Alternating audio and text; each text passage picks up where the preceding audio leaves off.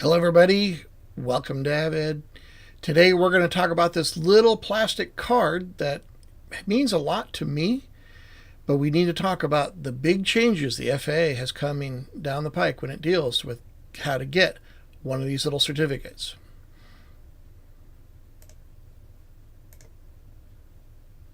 Welcome, aviation enthusiasts and dreamers. If we haven't met before, my name is Bruce Bissett. I am an expert in all things airplanes. I'm a 40-year survivor in the aviation industry. I teach avionics, maintenance, aircraft ownership, and FAA regulations. I teach both online and in classrooms. My students come from high school, colleges, repair stations, and the FAA Academy. So let's start a conversation and shed some light on this wild world of aviation.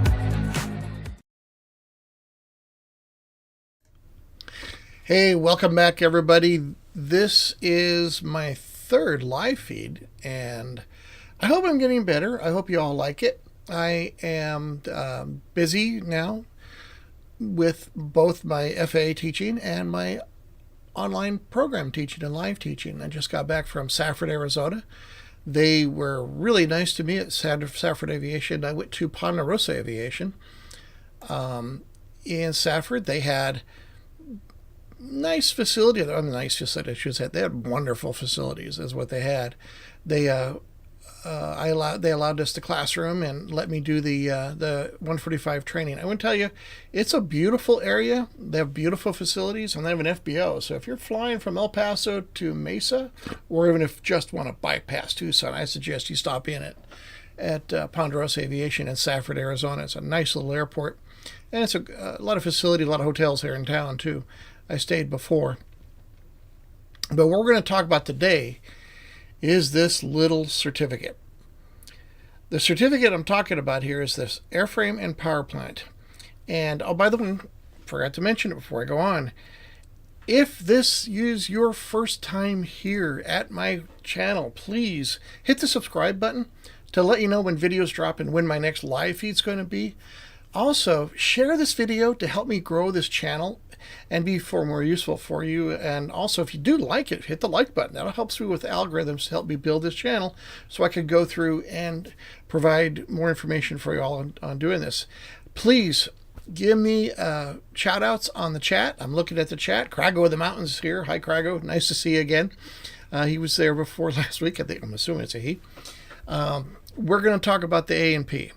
We carried over last week from careers in aviation. It was sort of a generic talk about, there is an airframe mechanic, an avionics technician, non-certificated people. There's all sorts of people who choose to work in aviation. But probably when people think of an aircraft mechanic, they think of a person who holds a certificate, specifically this A&P certificate. Today is going to be about essentially three subjects that are coming up. One, we'll talk about the processes and the qualifications of how to get this certificate, particularly when if you're coming from the military, you're coming from experience, or going to a school. So that's going to be kind of the first subject. You're going to have to forgive me. I speak in FAA tongue, so I throw around a lot of FAR words, 43, 65, 147. These are the numbers that we're going to play with tonight. But the issue is that we do have to follow a set of guidelines when we want to get this certificate. And we're also going to cover the FAA order. I was an FAA inspector. This is the order that I use. And there were some changes to the order, some good, some bad, that I'd like to talk about how the FAA is actually evaluating you as a person who may come to the counter to get that sign-off. And I'm also going to talk about what you could do as a military person now who wants to have a career as an aircraft mechanic after you leave the Air Force as a maintainer, and what do you need to do to prep for that. And we'll talk also a little bit about some of the other prep courses and things that they should be doing when you're in the military.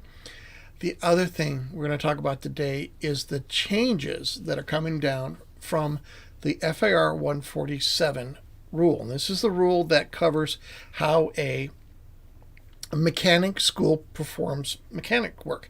There's some good things and some bad things, and I want to talk about some unintended consequences of of dealing with what the new rule is going to be. We'll see how it's going to shake out. It's going to go in effect September 22nd, so that is coming up now. And the third thing I want to talk about is an article that came out from Flying Magazine. It was really based on, I did a live feed a video a couple of weeks ago about the Boeing report that came out that talked about the future needs of aviation workers. And the Boeing report was really talking about for their customers. We're talking about air carrier customers. So they really were talking about all these other people that actually support the aviation industry outside of the airlines that we see, the big jets that Boeing sells. What about the commercial, the smaller biz jets? Not that just commercial, but I call them the air carriers. What about flight schools? What about general aviation in general? There's a lot of open places. I mean, the Boeing report talked about 680,000 technicians needed over the next 20 years. The FAA, the Flying Magazine article, we're going to cover that at the end, is talking about maybe it's worse than we think it is, and maybe we need to have a rethought about what this job is and how we sell it. I still think it's the best job I've ever had. I never worked a day in my life when I was being able to work in aviation. Even through all the other jobs I've had in my career, and that's the issue. Aviation is very transitory. But it's something that's been near and dear to my heart, and it's because of this picture right here. I am number 3 in that group of pictures of 4 A&P mechanics of my generation. That's my grandfather, Howard. Lawrence, or Larry, is my dad. There I am working in America West. And then my son, who's also an A&P. We actually all are also at least private pilots. I'm the only commercial pilot in the group. This meant a lot to me. Of all the certificates I had, the FCC, NCAT, all the other certificates I went through, even my college degree, the A&P to me was the one that meant the most to me, because it was basically, my pathway into working on aircraft, which is, quite frankly, really fun. I mean, I enjoy working on aircraft. I still do it. I still keep my tools up. I still do a lot of reading about how things go on how things and technologies have changed, especially when I'm dealing with these new avionics that are going in the aircraft right now, and also dealing with some just straight up problems with dealing how people just run a fluid line, just don't understand how to do that. So when I'm talking about A&P, I've been on both sides of the fence. The airframe and mechanic certificate. I did it twice. I went to A&P school. My grandfather, my dad, myself, and my uncle, I forgot to mention, all went to A&P school. We attended Spartan. I did not graduate. Unfortunately, you got to remember, I went back in 91, 92. Anybody remember Carter? There was a recession. There was no jobs. Interest rates were 22%. Funny how when you're ignorant of the past, it comes up and bites you in the butt. And that's happening now. But the issue back then is I could not get my certificates. I could not finish A&P school, so I went in the Air Force. So when it came time for me to get out of the Air Force, I went back and started all over again. And I'll talk about that later on. We'll talk about how to do it. Hey, Brian, nice to see you. 13 years in aviation. Awesome. Yeah. I was sitting noticing I got my A&P in 93, so I am just about coming up on 30 years. I've been an IA for 23 years. I think the other thing that was kind of fun, my dad, he was young when he got his A&P, 59 or 60, I don't remember what it was exactly. And he went to Spartan too. Thanks, Reagan. And he has just earned in 2011, he passed away now, but he just earned 2011, his Charles Taylor Award. And if you're not familiar with the Charles Taylor Award, it is an award given to A&P mechanics who have 50 years working or actively employed in aviation as an aircraft mechanic. Now, granted, since I got mine in my mid-20s, I was later in life. I've been because I took a little break to be in the Air Force. I'm not eligible for my Charles Taylor until I'm about 76. So I plan to stay healthy. I'll start working out, so doing that.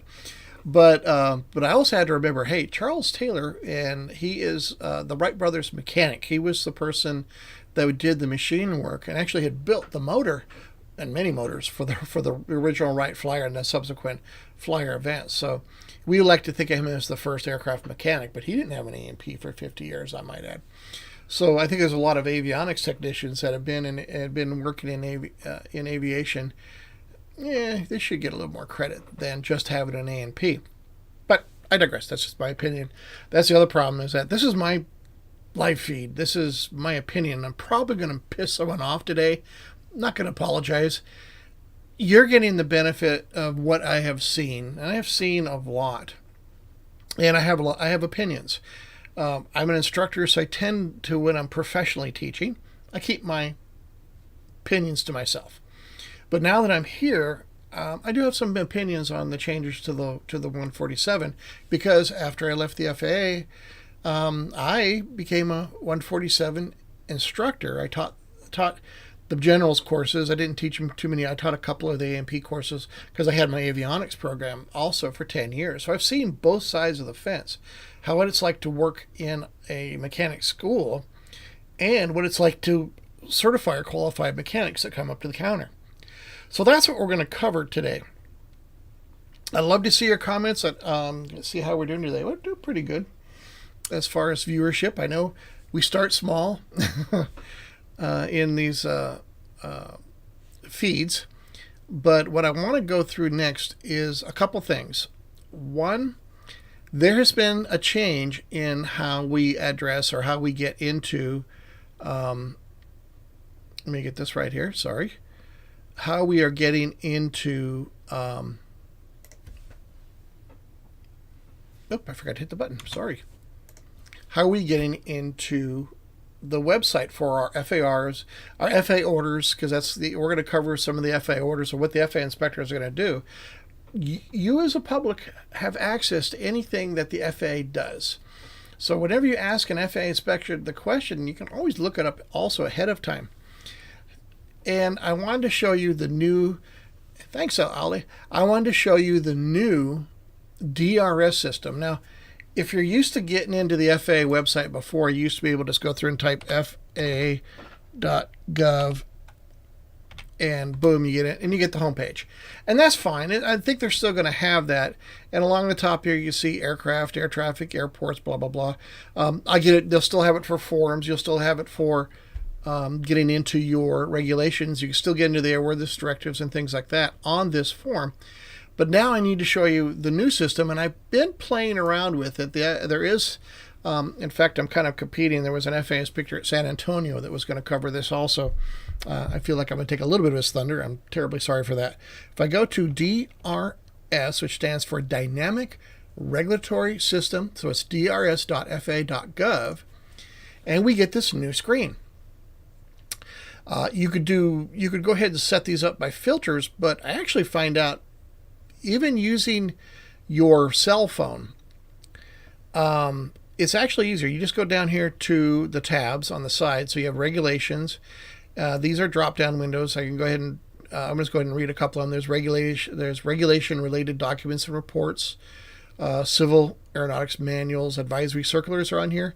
We're going to get into the orders, notices, technical standard orders and stuff, but all the stuff that we see on the main FAA and these other ones actually is pretty cool.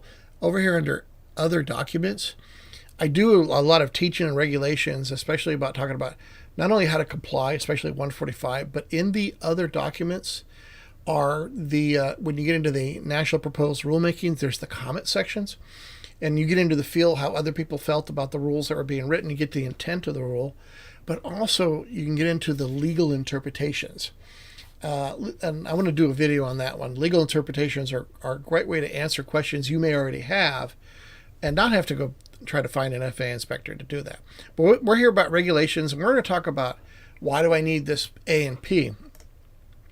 So regulations, title 14, and I always go down to the very first tab that comes up. It says 14 CFR, 14 Code of Federal Regulations by PARD section. It pulls up the other menu here. I just go ahead and scroll down. It is much easier for me. We know we need to go to Part 43, and as you work in aviation, you know Part 91 is general flight rules. Part 65 is the rules for mechanics. You start learning these numbers and know where to go. We're going to go to 43 because that's the rule that governs maintenance. I just scroll down here. And there you go. Maintenance, preventive maintenance, rebuilding, and alterations.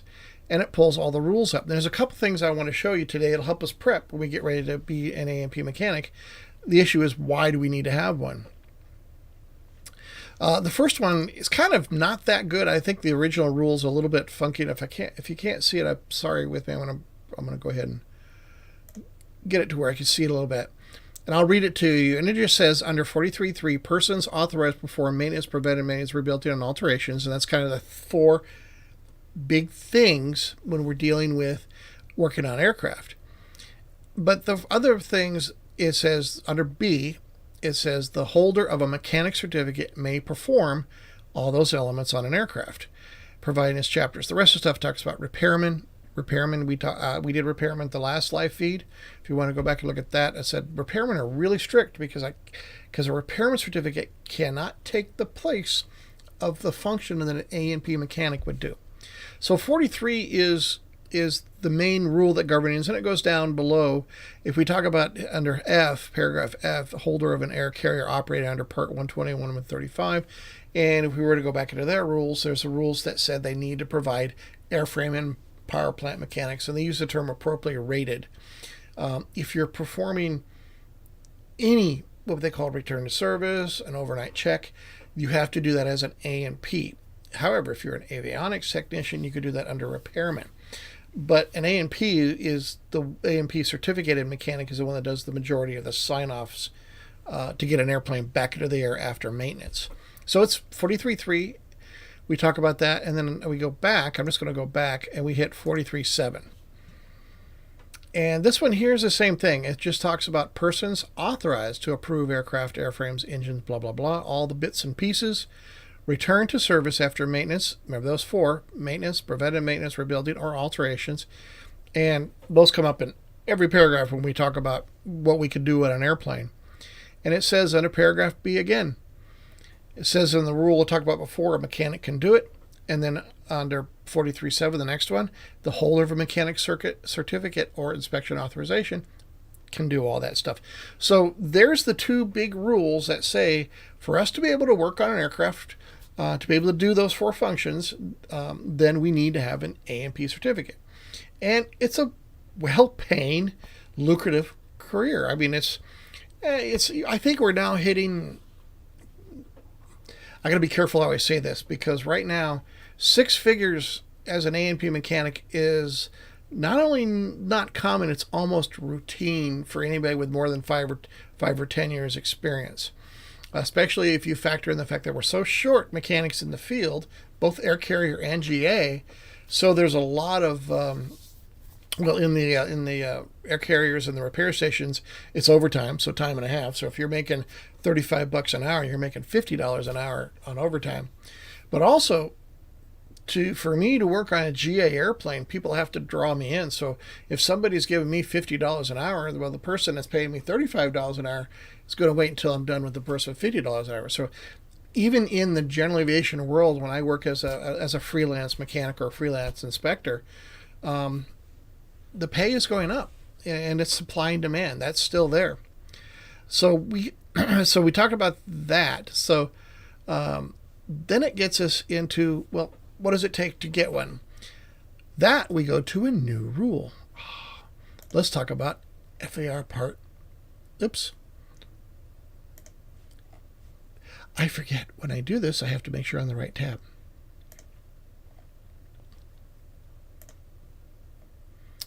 Bear with me, we will show it. Anyway, while I'm sitting here fumbling along, somebody talk to me on your chats. Any chats? Where are you? Let's see. Where's everybody from? We'll start that. I'm just trying to get my right window pulled up here while I'm talking. Nobody wants to talk to me?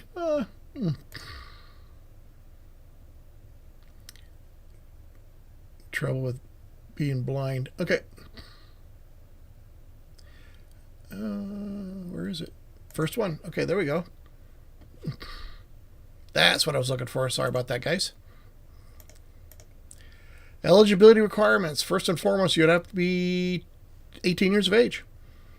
And the issue about being 18 years of age is that even when I taught at the college, we had this JTED program, which means we had high school students that came in.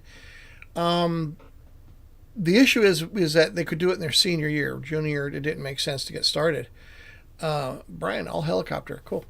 But they could start, 17 and a half years. And then what they were doing is actually in part of our college program, they were taking generals. You can do all the prep work and even take the written exams to get your A&P, but you just cannot be issued the certificate by the FAA until you're 18 years old. So even some people can start out earlier. Oklahoma, great. But you have to be 18 to be issued the certificate. Got a couple of things that's on their item. The second thing is, and remember this is when we read, to be eligible for a mechanic certificate and associated ratings, a person must. I forgot to talk about the language being prohibitors, at least from Arizona. Awesome. To be able to read, write, speak, and understand the English language. So I write all of my textbooks in English. In fact, I just shipped off a book to Singapore yesterday. The language of aviation is English. So everything's going to be English. We even got into a situation about, converting work cards for mechanics working overseas. Well, what if we were to convert it to their language? Well, the problem why the FAA wouldn't allow that, and this is for U.S. certificated repair stations overseas, is that how can an FAA inspector evaluate the documents that were being presented to the technicians if the inspectors can't read the local language? So that's the reason why worldwide, and it's not just the United States, it's Canada, it's BIASA, it's YASA, it's JA, it's everybody worldwide has decided, okay, we're going to keep in English. Now we do have a thing here, is that if you cannot write English, and I think you don't have to speak it either, but you're employed by a U.S. working on aircraft, U.S. air carrier outside the United States, we can waiver some of these requirements. You still have to be able to read English, but you don't have to write it. And item 3, within a period of 24 months, in other words, once you start the process, you have 24 months to finish it, you have to pass all the prescribed tests. And we'll talk about those prescribed tests here in a second here too. Get down here, the rest of the stuff talks about being able to meet all the subparts.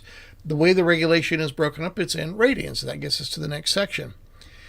Is that when you're applying for an A&P, when I talk about A&P, it's not a single item. It is a mechanic certificate with a rating of airframe, power plant, or both. So a mechanic certificate with an aircraft or aircraft engine rating or both was issued on or before 1952. It's the same. I'm not sure if anybody's still around working in aviation and was issued a mechanic certificate pre-1952, but if you do, God bless you.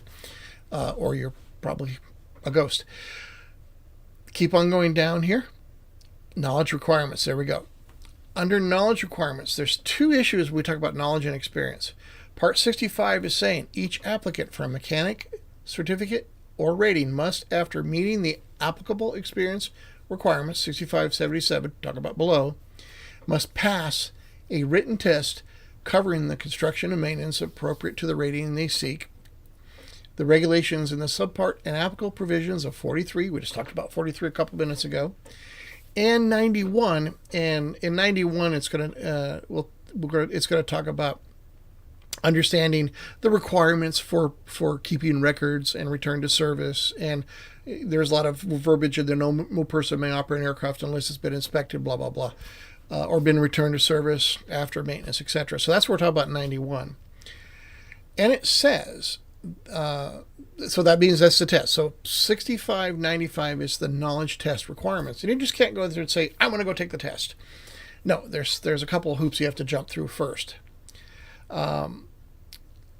Item B, it says the applicant must pass each section of the test before applying for the oral and practical test prescribed in 79. So what they're talking about there, there's actually 3 tests to the airframe and power plant certificate.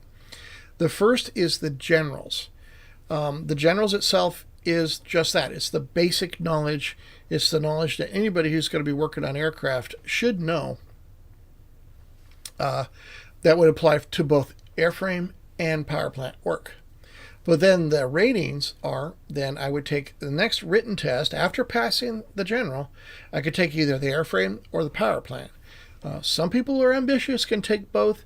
If you're going to an A&P school, because of the way the school is, if you start airframe first, you're going to go through and then maybe cover the airframe section test, and then while you're doing your power plant, and do it at the same time, do it sequentially. Excuse me.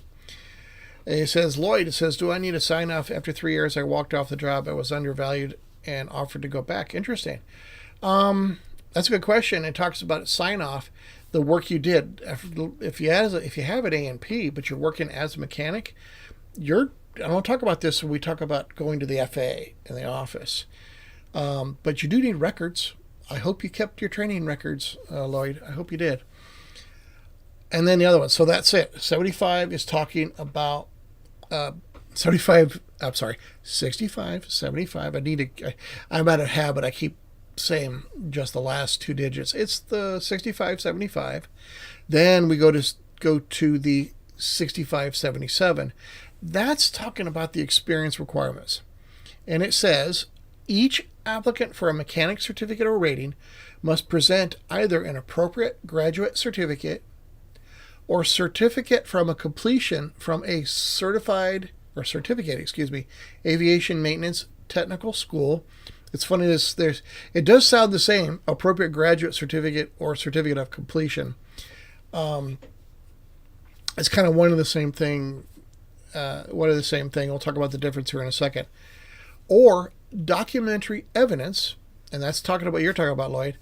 Documentary evidence satisfactory to the administrator of at least 18 months of practical experiences with the procedures, practices, materials, tools, machine tools, and equipment generally used in constructing, maintaining, or altering airframes or power plants appropriate to the rating sought. So that 18-month means is I want to go and apply for just one or the other, airframe or power plant. Then I need to show 18 months of practical experience. Now, we're going to define how the FAA looks at that 18 months when we get into the FAA order. But 18 months of practical experience, we'll cover some of the materials there. Or if I'm going to go for both, then it says at least 30 months of practical experience concurrently performing the duties appropriate to both airframe and power plant ratings. Again, the key word here is evidence, documentary evidence. If you go back to the top of that regulation, we're going to talk about how you collect that evidence as you move on in your career. We'll get down here a little bit further. We'll talk about skill requirements. After you pass your writtens, once you're qualified, in other words, either you went to school and you're blessed by the school to go take the writtens, or you went to the FAA office and you got the form you need, and we'll talk about the form here also, to get the sign-off, the 8610-2 form, then you have to prove your skill. And that's where 6579 says. It says each applicant for a mechanic certificate or rating must pass an oral and a practical test on the rating he or she, and we should say he or she, seeks. The test covers the applicant's basic skill in performing practical projects on the subject covered by the written test for that rating. An applicant for a power plant rating must show his or her ability to make satisfactory minor repairs to and minor alterations of propellers. So we're going to talk about that level 1, 2, 3 that you need to be skilled enough to. So that says you have an interview. Normally it's done with a designated mechanic examiner. These are people, they're sometimes associated with your local A&P school. They could be, you could go down to like down there in Nashville. They have, I think they do have the people that could do the orals and practicals. And we're going to talk about the aviation mechanic test standards later on at the end of this presentation. I want to talk real quick also talking about 6580. 6580 talks about certificated aviation maintenance technical schools. This rule in September is going to really change. In fact, this is a class I normally teach to FAA inspectors because I've done a certification of repair stations. And I'm going through the rule right now, kind of going, I'm not understanding what they've changed. I get the general gist of what they changed. We're going to talk about that after this.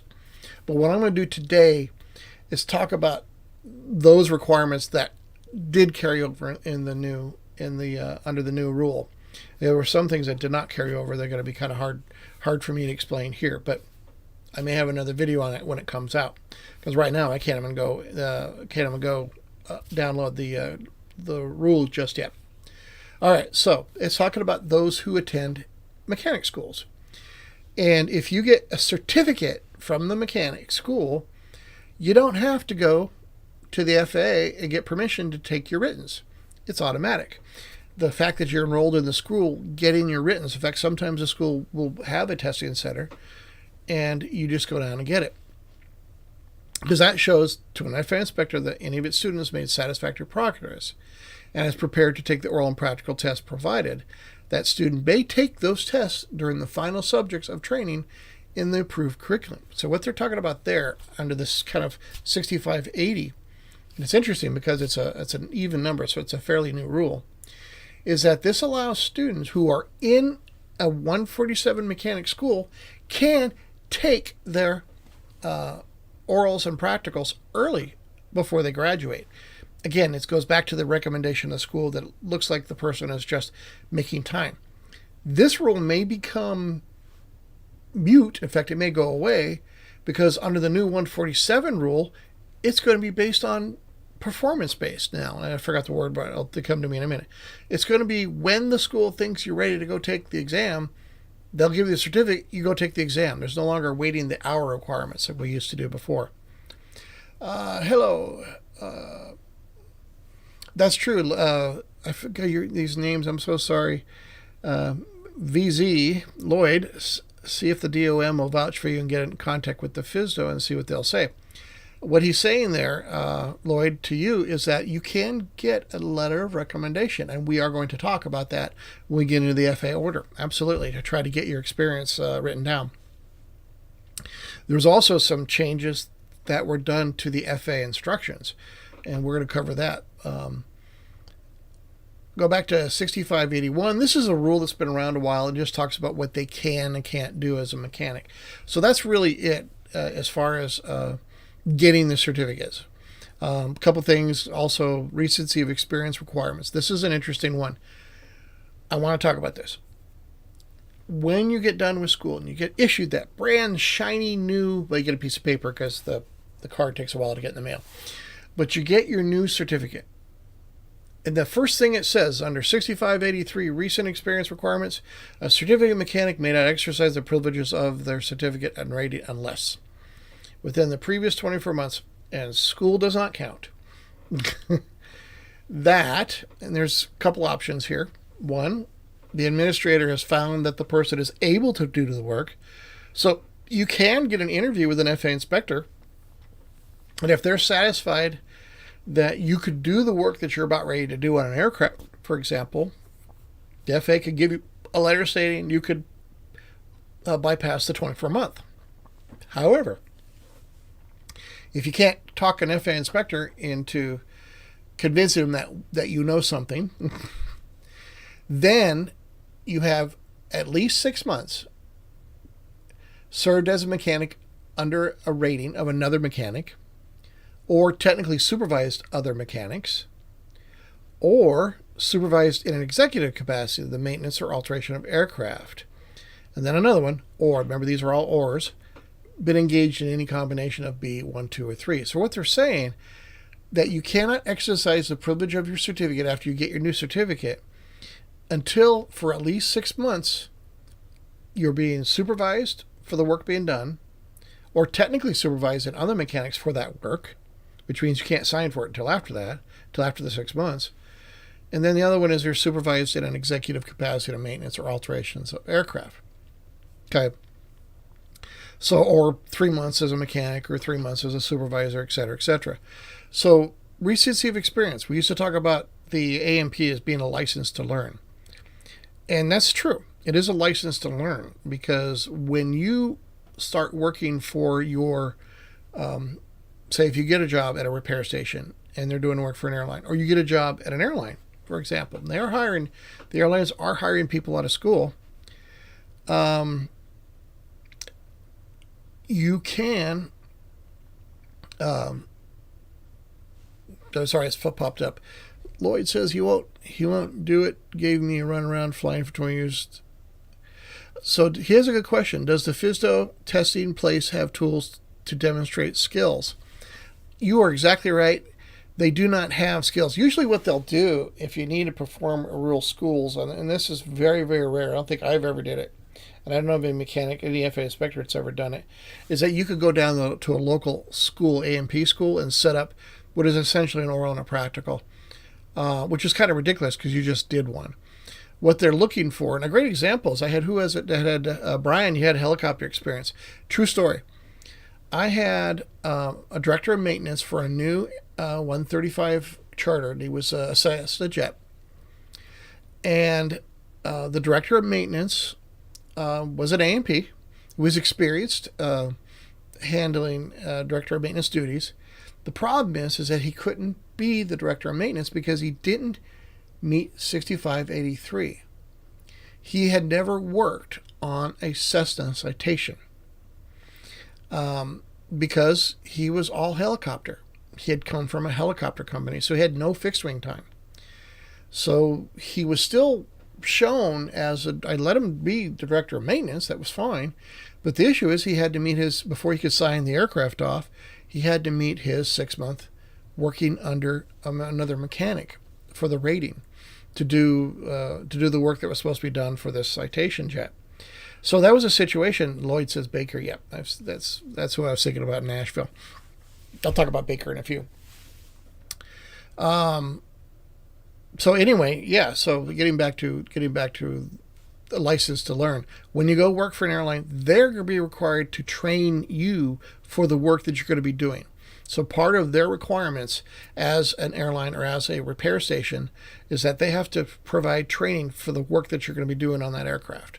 Either the whole aircraft, GEMFAM, for example, on a 37 or a CRJ, or if you're just going to be working in the brake shop, then you need to have specific training provided by the company, or at least ensure that you came to the company with the training.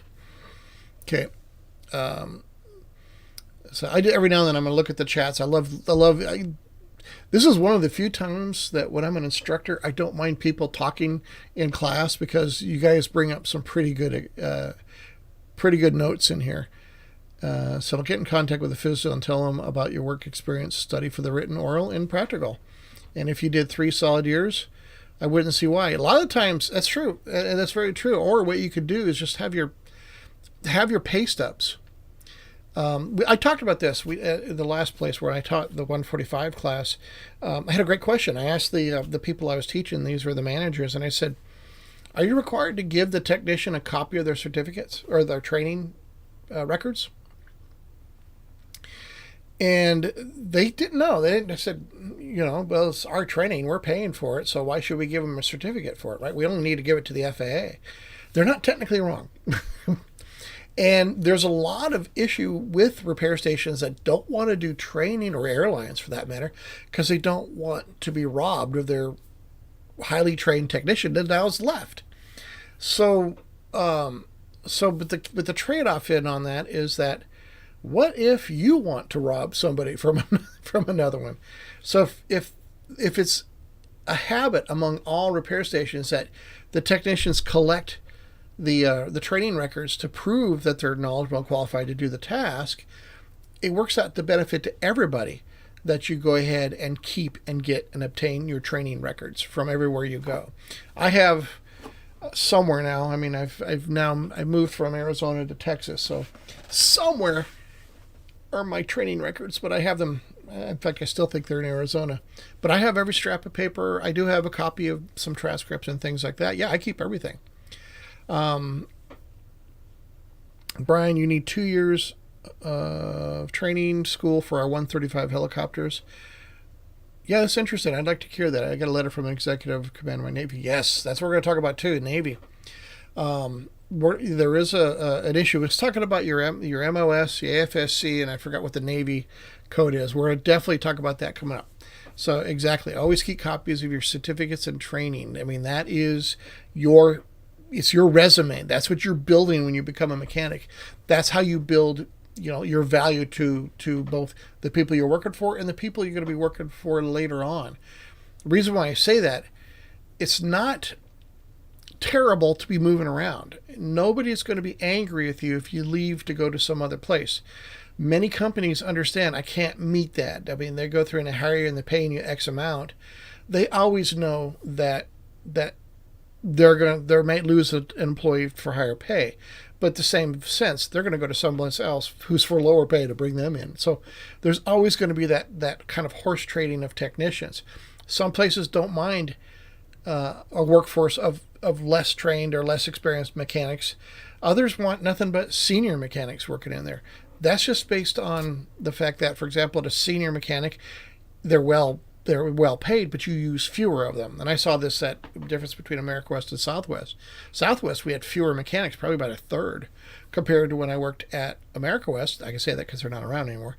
They would hire people from A&P school, but they would hire more people. So they were very good about making sure that the technicians weren't in over their head, versus when you went to a place like Southwest or American or one of the legacy airlines, you had to come there with a lot of experience because there was a lot of expectation that you don't ask a lot of questions. So that's under recency of experience. Additional ratings, we're not going to talk about that. This is an interesting one I want to talk about real quick, and then we'll move on. Each person who holds a mechanic certificate shall keep it within the immediate area where he or she normally exercises privileges of the certificate, and shall present it for inspection upon the request of the administrator or an authorized representative of the National Transportation Safety Board. This is the case of an accident, or any federal, state, local law or enforcement. Does it have to be on my sweaty body inside a fuel tank? No, but it could be in my toolbox. You just got to be in your immediate area to where you can get to it. I know people would keep it on the back of their ID. I think I kept my FCC there. How can I get the avionics certificate? Oh my gosh, that is that has been a sore spot with me. We are the only country in the world that does not have an FAA minimum knowledge standards for people who work on avionics, like every other place in the world. And to this date, we still do not have a minimum knowledge requirement, which is what the A&P is. A&P says you're not ready to go work on that airplane because you have to be trained to work on that airplane, that helicopter, whatever. But we have nothing really that the FAA mandates that says I'm an avionics person. I mean, how do you validate an avionics person? You can't give up your repairman, but I've holding repair stations in the past. So, by the way, you're not allowed to keep your repairman certificate when you leave a company, but it shows a rating, so that becomes your experience. So a copy of your repairman certificate you could keep and then use it for your training records. The other thing about avionics certificate is not so much there's a certificate, but it goes back to adding to your resume, the training. So getting other training. So that takes care of that. So let me go back. So Lloyd says, I'm going to go back to my other screen here. Lloyd says, you had a great statement. I have photos. They help keep parts in place for reassembly, and then they just shop cards. I'm not going to use names. Is an awesome place. Safford. I went to Safford. Safford, Arizona is an awesome place to learn. I've been to Sedona. Sedona to me is like an aircraft carrier. I actually worked an aircraft accident there. Stellar.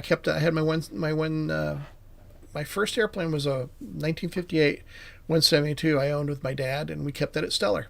Absolutely. Let's see here. So let's move on. Keep your comments coming, guys. I love it. Thank you. Hey, if you like it, hit the like button. Not that I see it. Here. All right.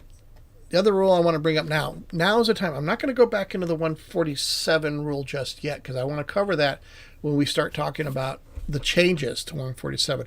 But I do want to talk about the FAA order. So now, this is it. If you're keeping track at home, it's FAA Order 8900.1 or 8900.1. You can access it through the dynamic regulation of DRS at FAA.gov.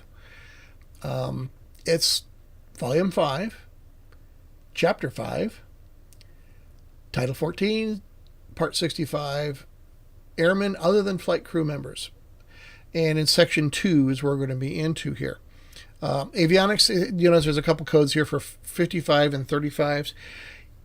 Under the first rating, it says that an FAA inspector can do it. It could be an avionics inspector, but that avionics inspector must have an A&P certificate to be able to do this, to do what we're going to be talking about here in a second. Let me bear with me. There it is. I want to be able to scroll here. How we doing? Use your email. Matt says I use my email as backup. That's true. It's a digital format. Absolutely. Where's my? Oh, there it is, right there. There we go. Oh, too big. Sorry about that. All right. Okay, so I'm not going to go through all of this, but I am going to go through the high points.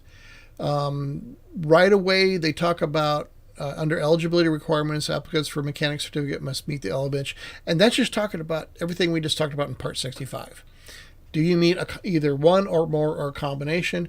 We do have in there, there's a parenthesis where it says for the certification of foreign applicants physically located outside the United States during the time of testing, see volume check. There's a whole section in there. It says, Vitamin says, I have an IT background before aviation. I'm an A&P. I also have my A plus and Net plus certifications. Not sure. The issue is that your A&P training, and I'll talk about this later, your A&P training actually helps you get into the avionics training. Otherwise, it's just an addition to your systems training. We talk about language requirements, be able to speak, write, and understand. We're going to skip that because we already talked about that. Testing periods. Right there at the bottom, it says, once testing has begun, the applicant must pass all tests within a 24-month period. Now, one thing that did come up in the office is that you got out of the military, you got your sign-off to go take the writtens, but then you forgot about it. You got busy or whatever it is. You never got studied. You couldn't find a school and stuff. And then someone comes back and says, oh, my God, I found it. It was done 5 years ago. Is it still good? And the answer is, yes, it's still good. The clock doesn't start until you pass the first test. So if you got your sign-off after getting off to and this is sign-off to take the written, if you got it after you got out of the military, it's good to go until you start. I mean, as far as it doesn't expire, because obviously your experience doesn't expire. It's good to go once you start that clock. You have 24 months once you pass that first test. So that's there. Let's keep on going down.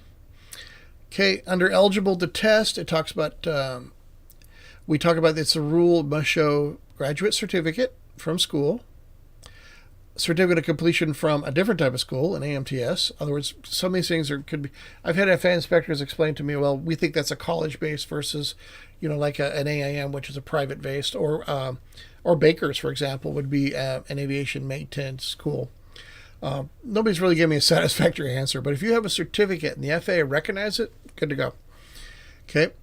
And then the other one is or. There's that word or right there. I'm going to move my face here.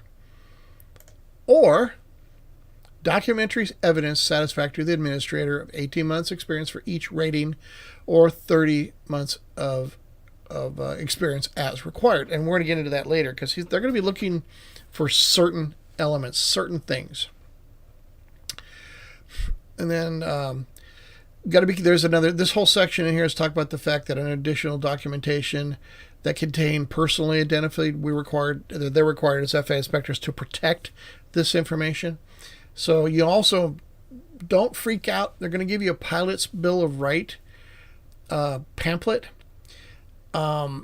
Because you're doing an application for a mechanic certificate, the pilot's bill of rights pamphlets, your notification of your rights, is because you're an airman applying for a change to the airman, and the FAA has begun to investigate you, or basically they're investigating you on the pretext that you are making an application. You're making a change. So it's not punitive. It's just going to let you know that everything that's going on, the FAA has to be open about it. If it's in the course of a violation investigation, that's a different circumstance. But if you're just coming in for a routine paperwork, you'll get a pilot's bill of rights. Okay, keep on going down here.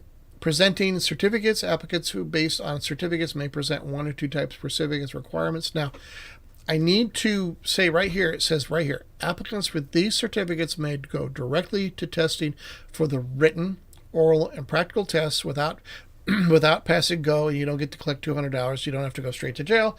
You don't have to go to the office. That's one of the benefits of attending these A&P schools, is that once you enroll in the school and you're going through the curriculum, you don't have to deal with the FAA other than when they come in and do the investigation. So if you have the certificates. Now, another one of these certificates, we're going to talk about this later on, is for people who are in the military. And see, they still didn't paraphrase it. It's GSA, or Joint Services, Aviation Maintenance Technician, Community College, and then COE. I wasn't sure about COE. Talk about a mouthful. Probably have to go look that up. But anyway, that is a program that's offered to the military for people who are working on aircraft to be able to get a certificate, to be able to take the writtens. It's similar to a mechanic school. It's usually set up with the local flight standards office, just like a mechanic school does. And that is an example of certificate. Those military people also who have a certificate from the JSAMTCC don't have to go to the FAA to go get this. What we're talking about is the 8610-2 form sign-off. And I'll show you that here in a second too. So keep on going down. There's the graduate certificate from a 147 Aviation Maintenance Technical School, based on the subjects that they're talking about here.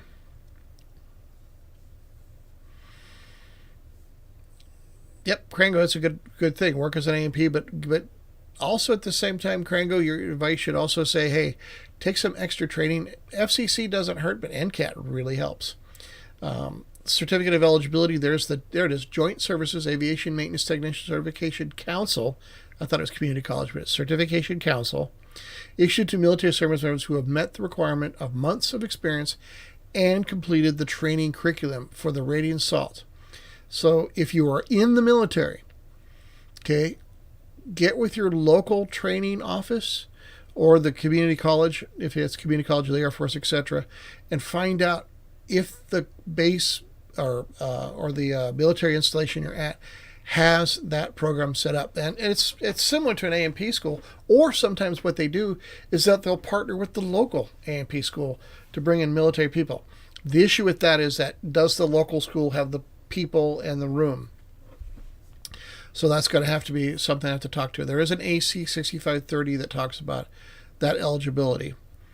Okay, and then we'll get down here when it also talks about figure 5-137.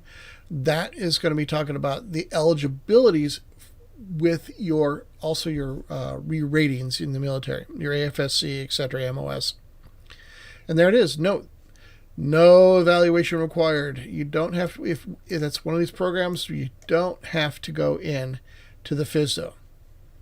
Now, paragraph C, I got to go in. Now you got to talk to them. So applicants who only present evidence in the form of documented practical experience in maintaining airframes and or power plants must go through the FSDO or IFO to receive authorization to test. Now this was in there as IFOs. IFOs used to be overseas. Now all the IFOs are actually local. But if you are a mechanic applicant who is going to be working in a foreign country under a repair station that does work on U.S. aircraft, then you have to go through the International Field Office. And these things are regional. So I think Florida has them for the for Europe and New York and that such. You'd have to go look it up. Applicants must present at least 18 months of practical experience appropriate to the rating requested for that, or 30 months for both. Now, this is where it really gets into what the FAA does. And I want to clear myself out here so we can see. It's concurrently, which means you can't, if you're going for both ratings, you need to be working at a company that has an airframe rating, otherwise an entire airframe rating by make model, and not just an airframe rating to do avionics installs, for example, airframe rating to do stuff. So it's got to be an aviation maintenance facility working on aircraft that are, and they tend to be type certificated or U.S. certificated. There is some stuff in here, we'll talk about that when we talk about the FAA does allow military experience for derivative aircraft. These are, you've probably seen them, the new KC-10, which is an MD-11 derivative aircraft.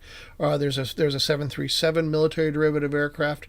If you work on those aircraft, the FAA will give you practical experience on those, which is pretty good, right? If the applicant has not met the required 30 months concurrently performing the duties appropriate to both ratings, then it requires the FAA inspector to calculate each rating separately using the 18-month requirement for each. The practical experience must provide the applicant with the basic knowledge of skills in the procedures, practices, materials, tools, machine tools, and equipment used in aircraft construction, alteration, maintenance, and inspection. So just about everything that's done. Now here's the key paragraph that I want to highlight here for y'all. It says, oh, I lost it, sorry. Other than all applicants who apply based on experience, and we'll get into those appendix in the B, all applicants who apply based on experience only must have verifiable experience in 50% of the subject areas listed for the ratings sought. Refer to Part 147. We're going to get into the curriculum requirements in 147 here in a few minutes. So what is that talking about? Well, this is where your ability to keep records is going to be very, very important. When you're working on your 30-month experience or 18-month experience, you need to have a little book out. So when I was working as a mechanic at America West Airlines, which was great because even though I was an avionics technician there, but I had been experienced in 147 in the school. We had back shops at America West. We had an engine shop and a brake shop. So I would go through, and I had my little book, and I was trying to find it today, and I couldn't find it. I still had it. And I had a book, and it was listed of all the subject matters from Appendix Part 147. I had written down there. And then whenever something was going on, a gear change, I did brakes and wheels, or engine EEC, I would go out with the mechanics, provided I was busy with my first job. So in all space, I still had to be an avionics tech.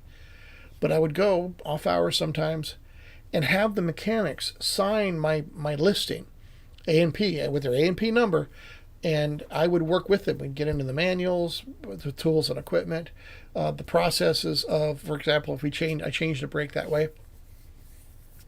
Still had to be taught later when I got to Southwest Airlines. I had only done it once. But you would go through, now it used to be 70%. When I was in the FAA office, we would actually test verbally. That was part of our validation to make sure that you could pass that part of the oral exam based on 70%. Now they knocked it down to 50% of the subjects, which is great because for me it was beneficial. I had a piston engine aircraft, so I had my own airplane to go through and learn about timing a magneto or replacing a cylinder or all the myriad of things it takes to maintain a 30-year-old airplane. So I had my record. So I proved that with a pay stub that I worked at this location that had an airframe rating. It was an airline. I also had mechanic signatures for each of the tasks that I was doing. And then I could pass, and I had to have an interview with an FAA inspector, being asked the questions. And it was from a very knowledgeable FAA inspector that was also used to teach at a school, so it was actually pretty good. That is part of let me see if I get back to this again. Oops. There we go. So that's part of presenting paperwork. You show it first that you have your signatures, you're under supervision. Because remember, I'm not a mechanic then. I was just working under the supervision of a mechanic, but I got the mechanic to go through and sign me off. So that was perfect. The other thing here I need to go through and talk about is on this last paragraph down here. Oops. Under presenting evidence here. There we go. Right here it says types of paragraphs. It's experience gained on U.S. registered aircraft. Now, if you guys look closely on the sidebar here, you see there's a black bar. This has all been changed to add paragraph 2.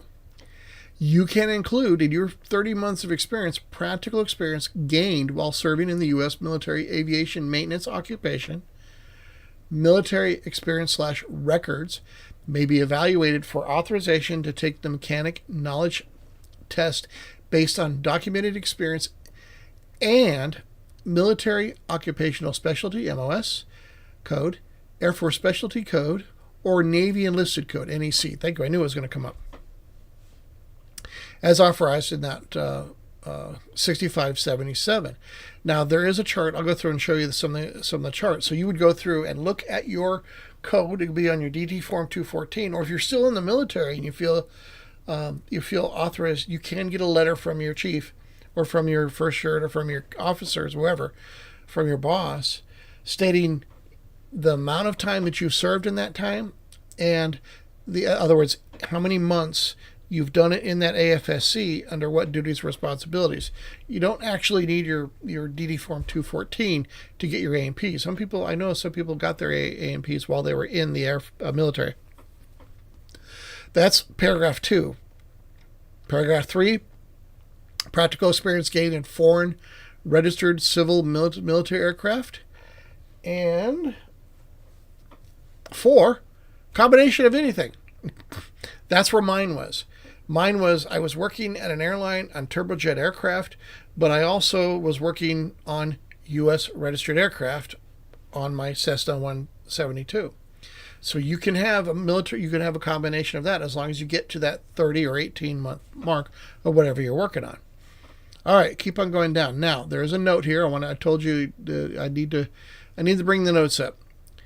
It says manufacturing of any type of aircraft, including amateur-built experimental, does not count toward practical experience. However, practical experience gained on amateur-built aircraft after aircraft have received an airworthiness certificate may count.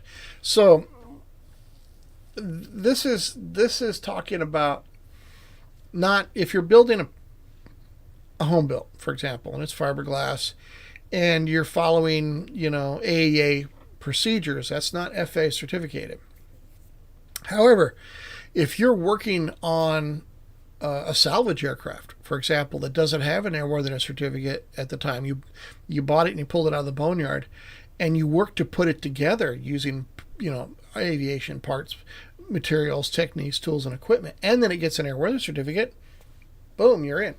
So all that stuff. So if you're involved in working on an aircraft that initially did not have an airworthiness certificate or U.S. certificate, but got an airworthiness certificate afterwards, the FAA will give you that time. Another note here I need to talk about here says during the evaluation of part-time practical aviation maintenance experience, the applicant must document an equivalent of 18 months for each rating individually or 30 months concurrently of experience for both ratings. Now, this is based on a standard work week that has 8 hours per day for 5 days per week, or 40-hour work week, or a total of approximately 160 hours per month. Now, the time is cumulative, but the days, weeks, and months are not required to be consecutive. So let's say you have a job that, you work for the Forest Service, and you go out, no days off for the first half of the month, and then you take 5-10 days off. That's still days. That's still time. They want you to to take that time over a long period of time. It doesn't mean you have to have a job 9 to 5, 8 hours a day. If you work 12 hours a day, but you work overtime, that also counts to your time. And we keep on going. So it says the time is cumulative, but the days, weeks, and months are not required to be consecutive. That's what I'm talking about. Now, the practical experience for non-JS AMTCC and those who do not hold a Part 147 graduate certificate must present evidence of experience to authorized persons.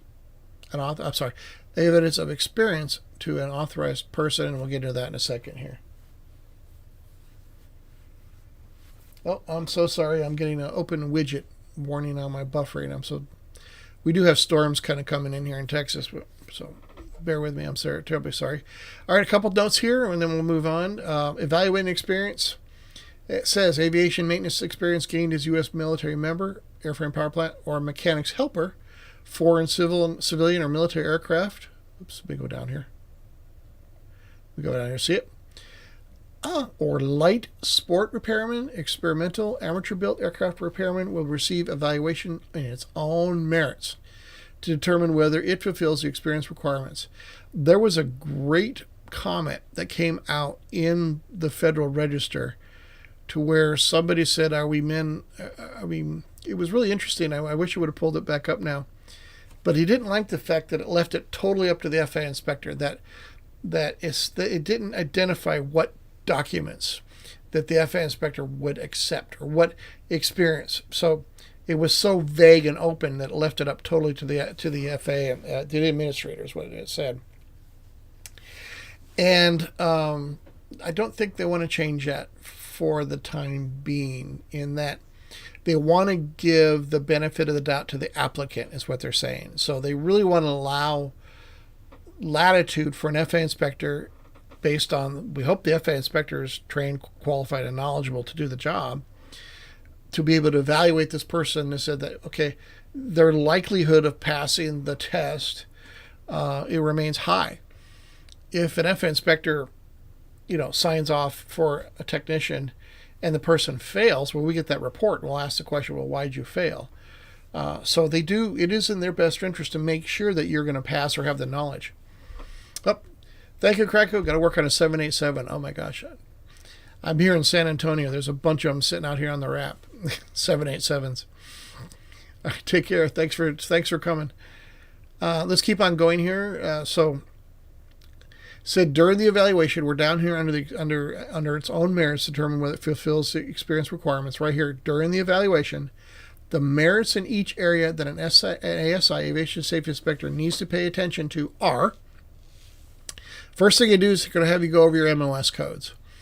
I'm going to go through and move myself up out of the way here. I'm terribly sorry. The MOS AFSC are codes, and I'm going to go talk about that in a second. It says ASIs are not to accept MOS, AFSCs, or NAS carte blanche as qualifications to experience the 6577. So this is a situation to where if you go into the FAA office and they reject you, even though, hey, I have my codes and stuff, well, probably because there was a gap in your records, or maybe you were sent to another unit during your time, or you were on a volunteer group, or whatever. There would be a break in your specialty for that sign. In other words, if you're going to do it based on MOS, you need to be concurrent in the military, especially if you're doing it on your first term. If you have 4 years in, well, how long are you a 7 level, or how long are you a 5 level in the Air? I know that in the Air Force. So the FAA could reject you, say, not enough time here. And that's what it says here. This is necessary due to service members being assigned or volunteer for duty positions outside of their occupation. There we go. Under A, we'll keep on going under this evaluation. Properly documented FU 214, certificate of release or discharge from active duty, which lists total time in service of the MOS, AFSC, or ADC codes assigned. It says here for service members still serving. As an optional addition for our veterans, a letter from the applicant's executive officer, maintenance officer, or classification officer that certifies the applicant's length of military service, the amount of time the applicant worked in each MOS or AFSC, etc., the make and model of aircraft, and this is where they really would allow that military/civil version aircraft, and acquired a political application. So this is actually possibly true to where you're on your second tour, third tour, or third enlistment, but you want to, now you're getting ready to get out and you want to get your A&P, but you don't have your DD 214. You can get a letter instead of your 214. And there we go. Keep on going down. Training records showing type of aviation schools the applicant attended and or record of on-the-job training. Active duty military, selective guard, reserve members. Now, also keep in mind, I had my main AFSC when I was in the Air Force, but I was cross-trained into 3 other ones because we were a small operation. So my training records showed my cross-training, which gave me a little bit more experience. Now, it didn't help me because none of the cross-trained fields are all avionics. But if you're, for example, you're working as a crew chief or mechanic helper that gives you airframe only, but you're cross-trained to be able to do power plant work, that could help you get that rating or that application for the 30 month. So keep those records, right?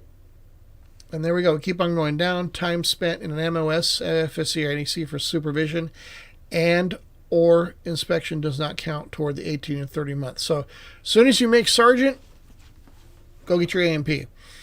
Because you're not once you become an NCO or become a manager or whatever it is in the Navy, you're not actively working on experience. Now you can, remember I showed you in 65, you can meet your recency of experience required by supervising people, but that's after you already have the A&P.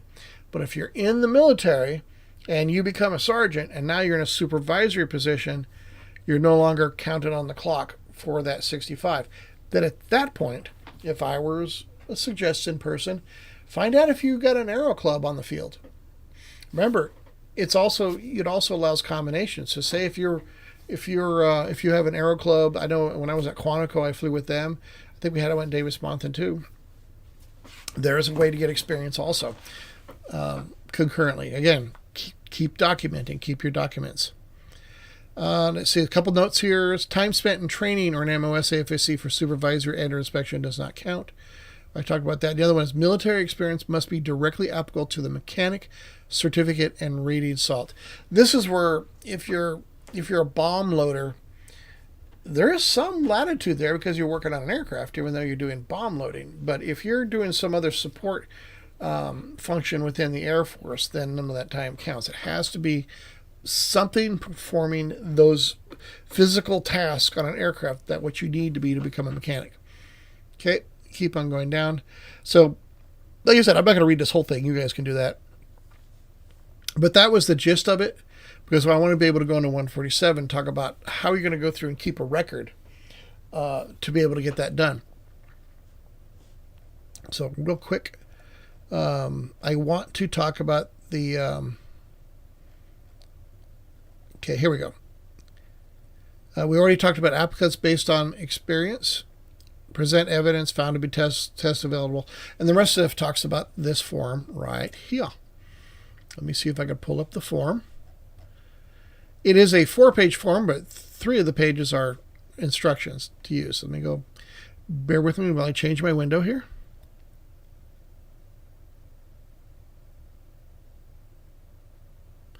How we doing out there? Everybody with me? Except for Krango of the mountain left. I'll zoom in on it so we can see it a little bit better. And this is our form 8610-2. Now this is most of the stuff is pretty. Yes, I will, Matt. I absolutely will be covering the new changes. You may or may not like them, but I will cover them. I don't have a copy of the rule, but I do have a copy of the highlights. But definitely. Here, airman certificate and or rating. And right now, the form that I printed out here is actually missing its information in the blocks. When you get the real form, it will say, oops, sorry. Because this form's kind of an all-in-one. So I know if I remember right, this form here, I literally got this off the website.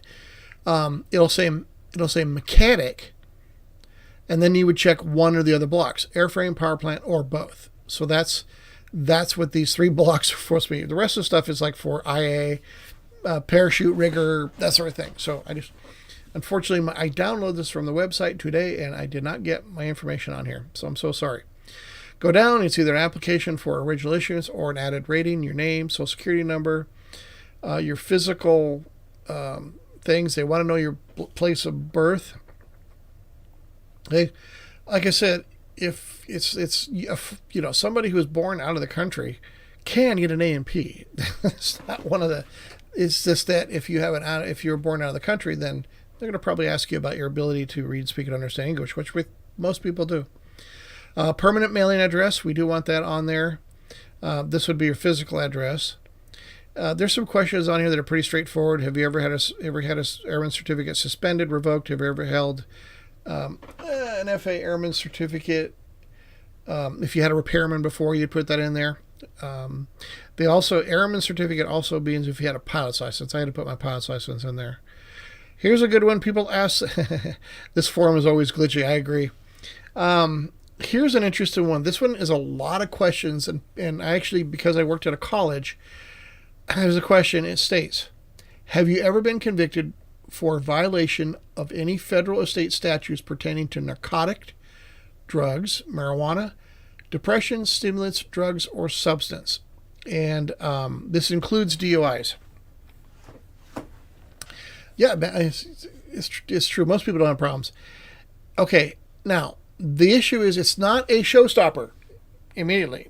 Okay, it talks about if you say yes, then you put the date of final conviction. Then at that point, it goes to our FAA legal. And then they will go through and make a determination. I don't know what, I don't have their order exactly, but they would go through and say, okay, allow the applicant to go forward, or they'll reject the applicant. And it could be based on time since the conviction was, final date of final conviction. So, in other words, if you're still going through the process. So be honest with this. It's not a complete showstopper. It might be a showstopper, but let it go forward. Here you're going through the FU. Tell them if I am doing it based on civil experience, military experience, or a letter of recommendation. If it's a letter of recommendation for a repairman, you would put it there. If it's military experience, that's a different letter of recommendation. That's not this one. This one is only if you're working for a 121 or a 145 and they need a repairman certificate. This is the only time that block is checked. You could also check both blocks because you could actually put down both civil and military experience. D, did you graduate from a school or a graduate of approved course? You put your numbers in there. Now, if you do graduate from a school, you're not going to the FAA, but you still have to fill out this form. So, because the form you need, and I'll show you why here in a second. Then it says here, this paragraph E is talking about 6580, allowing that person to take tests early. Again, the new 147 rule is probably going to make that option gone, because now if you are progressing and you're down to your last couple of classes and you're really just doing time, you can now take your tests early. Now you don't have to wait the full hours. We'll talk about that here in a second. And then we go down. It says, do you have a special authorization to take the test, oral practical? Again, that gets back to that 6580 question. If you need a special authorization. If you're going through military experience, here you go. Military conference in which branch of service, rank or pay level, and your military specialty code. You could put more than one in there. You separate it with a / I think. Okay. If you're not going based on your military service alone, then under B, applicants other than FAA certificate school careers list experience relating to certificate and or rating applied for. And if you need more space, get another sheet.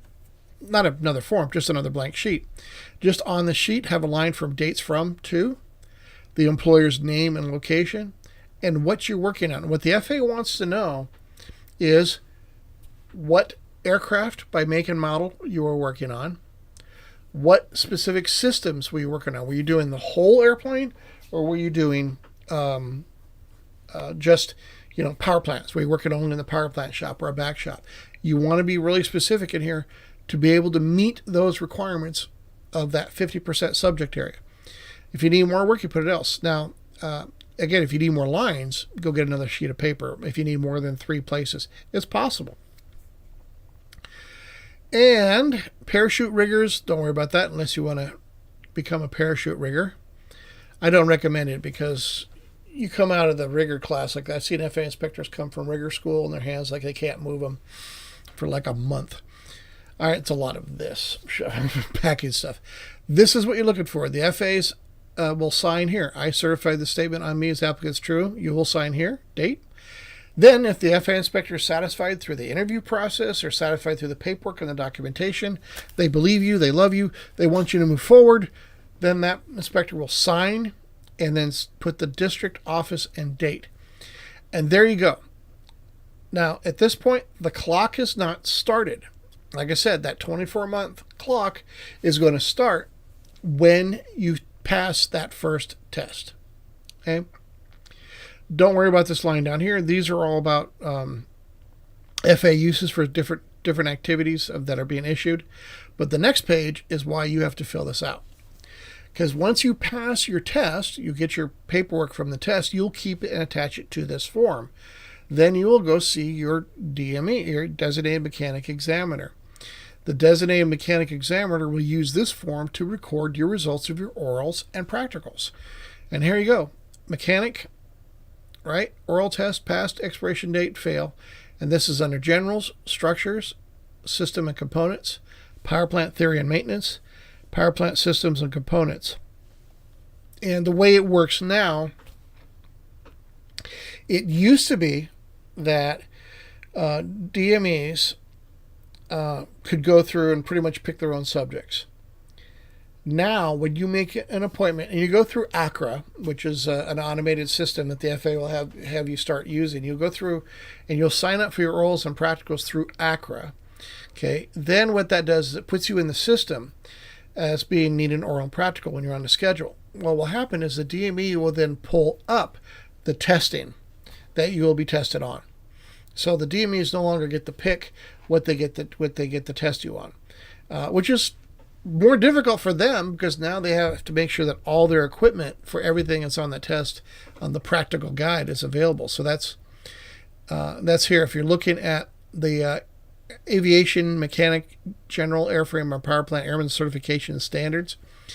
So this is, I'm just going to go forward. This is what you possibly could be tested on for each subject. So there's all the sections. And these are really, really, really familiar to what's in the 147 curriculum that we're going to cover here in a second. Okay. And there's also some new subjects on safety and things. And so anyway, so I'll let you read it. But what they'll do is that the examiner will go down, ready for your oral and practical, and then get a set of these codes. And then that's what look at all these codes. Working around batteries, high voltage. This is just on that. Under skills. Okay, so this is under orals. I'm going to ask you about voltage, regulation, current. So that's what these are. Controlling devices, including switches, relays. I'm going to ask you how they're constructed, how they work. Fuses, how they work. Ask you about resistors. Then you go down here under skills. Then you'll physically do this. You'll have to be able to perform a continuity test. And then the DME has to have this equipment for you to do it. Measure voltage, measure current, et cetera, et cetera. And this is just under the one under just basic electricity. So anyway, you can see there's 67 pages of these codes. Like for example, here's risk management. This is the new section here that's actually put out. I forgot to mention that. Okay, it says the applicant demonstrates the ability to identify, assess, and mitigate risk associated with. They're going to ask you, what is the risk of a twisted hose?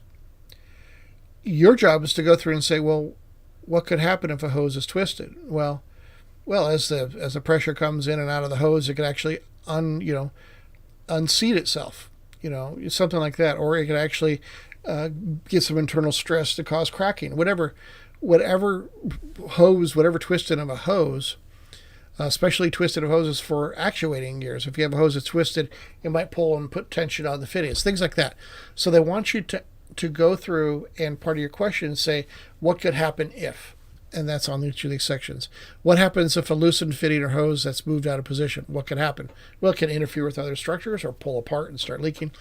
That's what they mean by risk management. So a lot of subjects here. I'm not going to go through all of them, but these are, again, available on the website. How we doing, everybody? Let's see.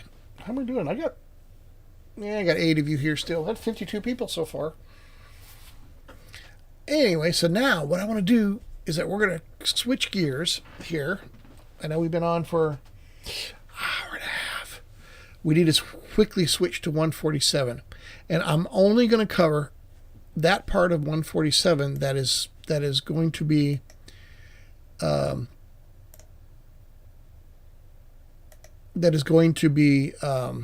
sorry about that. It just pulled it down. Pertinent to us. There we go. Now we're back to it. Sorry about that.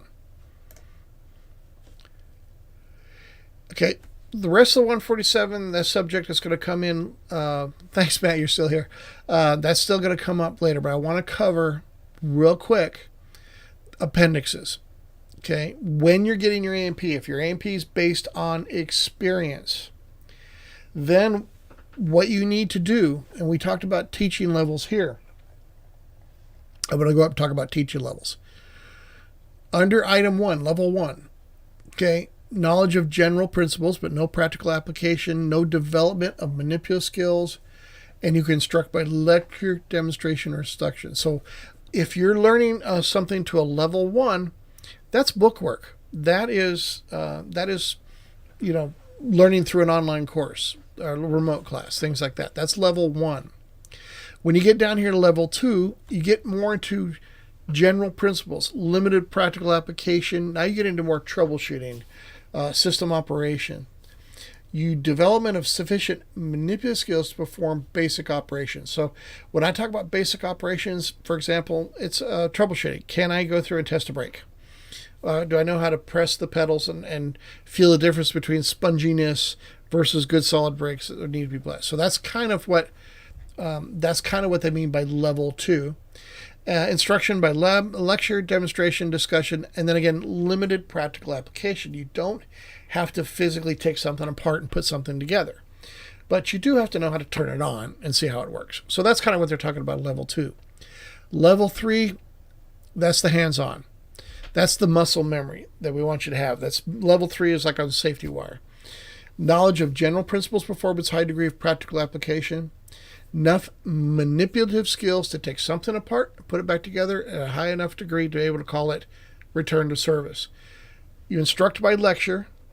The instructor will then physically demonstrate it and then discuss it as the technician does it to a high degree of practical application. So great examples is the safety wire application. If they go through and do a safety wire test, if there is the least bit of error, and by the way, super tight safety wire is not, doesn't have to be super tight, guys. You're not adding to the torque, but if it's in the wrong direction or one bolt stops, I want to cut it off and have you go do it again. You'll keep doing it by memory until you get it down. Even if you get it down once, I tell you up front, I want you to do it 3 times good. So that is a high degree of practical application. Now, some stuff I don't have time in an A&P to make you do something 3 times based on the complexity. But if I'm looking for you to know what it's like to use a torque wrench and understand how to set up and click it, I want you to know how to use safety wire. If I want you to know how to do the physical, basic mechanical task, best way to do that is repetitiveness. So that's it, 1, 2, and 3. So keep that in mind when we go on to 147 here real quick. Okay. Most everything in basic electricity other than measure voltage, current, resistance, continuity. So we want you to be able to use a meter. Determine the relationship of voltage, current, resistance, and electrical circuits. A little bit of circuit troubleshooting is what they're talking about. So determine the relationship voltage, current, resistance. That's the part of the practical test that have you troubleshoot a wire, for example. The rest of the stuff is, can you calculate and measure electrical power, calculate and measure capacitive inductance, and you just go down the list here for basic electricity. Read and interpret electrical circuit diagrams. I know how to be careful here because a lot of people say, well, it's a Boeing diagram, Bombardier, what Cessna. No, it's if you're using the handbooks, that is the level of complexity that they expect you to be able to understand those schematics. But you understand the basic electrical symbols of a resistor, a capacitor, transformer, stuff like that. So you don't have to know how to read a Boeing manual yet. That comes later. You'll learn that when you actually get on the airplane if you happen to be working on it. And then we talk about also inspect and service batteries. That's a level 3. Make you do a specific gravity check, etc. Voltage checks, things like that. Okay. Drawing, same thing. Level 2, level 3. You just basically, can you draw? I actually hoped that when I was at the when I was at the college I was at, I took an electronic drafting, electronic drawing, and I compared it to what we were doing at the FAA school, 147, and I was this close to getting there's a term for electronic drafting course, because it met all the elements of the FAA drafting course, except it used computer drafting and drawing instead of hand drawing. But I was overruled by the old guys. Of course, the joke is now I'm the old guy. Weight and balance. We'll just go down the ones. So 3s, 2s, 3s. This is what it is. So anything that's a 1, you could learn from remote learning. 2s, you could do it with a local aircraft, but local learning, right? But level 3, we need to have the actual haptics. Like, for example, under item 18 here, it says inspect and check welds. Well, I need to physically have a weld, samples, plugs. And it goes down the list. Mathematics, it's all level 3 on mathematics. Can you do your math? And it's not rocket scientists, guys. So we go down here. We still do wood, but notice now, this is a change. Look at the levels for wood. We used to have hands-on, spar repairs and stuff. Now we no longer have to do the actual repair because it's such a lost art. Same thing with aircraft finishes. Level 1s, level 2s. Sheet metal, non-metallic structures, now we're into level 2s, level 3s. They want you to be able to do rivets, things like that, do forms and layouts, things like that. So anyway, this is where you're going. So what you're doing, you're going to go through, if you're doing this based on experience, especially for you, even military guys that actually could maybe get with the local airport and work part-time, get yourself a little book. Get these subjects under subject items, have a date, a name for a place for a name to write the name on it, and then put on what you work on by make and model. Okay? That's what you need to have on your record. And then you only need 50% of this. So if you don't get it all done, there may be a time to where you may not have an opportunity to do all this stuff. Like I said, most of the stuff, level 1, you could do, it says here, inspect, check, and troubleshoot autopilot servos and approach coupling systems. I always find that an interesting one because I teach autopilot and avionics program, and autopilot's like a 5-week class. But anyway, to an AP, it's just, okay, you got to know what a servo does. Now, the reason why they pick servos, real simple. What are servos attached to? Servos are attached to aircraft control cables. So they want at least an A&P mechanic to understand if the autopilot servos interfering with the flight controls of the aircraft. That's why you don't learn the whole autopilot. That's just avionics. So anyway, now we are here to talk about, just go down the list here. And that's really all there is in Part 147. The biggest part is this curriculum thing. However, let's talk about the change. Are we ready for that? I don't know if I'm ready, but you're ready. Let me find my screen. Oop, there I am. And the biggest driver of the change to 147, and I've got, okay, who do they represent? The schools or the mechanics or, the companies that work for them? I don't know. I'm not going to argue that. So this is the executive summary of, and it's a little ticket of victory lap. You let them do that. They did a lot of work to get this changed. There was a lot of people that were against the biggest change, the fact that they did away with the hour requirements. And that was the biggest one. I'll cover that here in a second. And I just want you to understand. I'm going to find that autopilot class later. Matt, I still got to write it. I still have it. I still have my autopilot class in a textbook here, but I haven't published it. One day I do want to do it. Anyway, let me keep on going here. I'm sorry. 147 maintenance schools that hold a federal aviation certificate. There are currently 187 certificated Part 147 programs that enroll approximately 20,000 students across the U.S. If you looked at my Boeing, is rigging on that test? Yes. If you go back and look at the Boeing report on labor, 20,000 students is a far cry from 800,000 mechanics. So over the next 20 years. So even if you multiply 20 by 20, that's 400,000. That's half. If all these people actually stay in aviation. That was the other problem, is that, and I'll talk about that in the Flying magazine, a lot of these people are being snapped up by other industries because of what we in the 147 schools are teaching people and offering good money. So anyway, we go through and they talk about, the way it is right now, high return on their investment. The average aviation student is in school for 22 months. The pays $16,000 in tuition, and that's an average. I think it's actually a little bit higher. I've seen much higher than 16,000. Not much lower. I think even our program was the cheapest in the country. And remember, it's been gone for 8 years now, or 6 years now. And if you took avionics and A&P, you were right at 15,000. And other classes I've seen like 50, 60,000. And average pay, 46,000. I can tell you right now that is horrifically low. Right now, 60,000 a year to start is very common for somebody right out of school. Okay, and then it talked about the fact that it's old. I understand. It's old. It was all about creating a minimum knowledge standard. We have not rewritten substantially the 147 curriculum requirement since 1958. They have now. They went through, like I noticed that they went through and went to level 1 on woodwork and dope and fabric, versus leaving it at level 3 on some of the stuff. Well, that's good. That's okay. That kind of matches. There's not a whole lot of wood aircraft out there anymore. So we keep on going. It says here,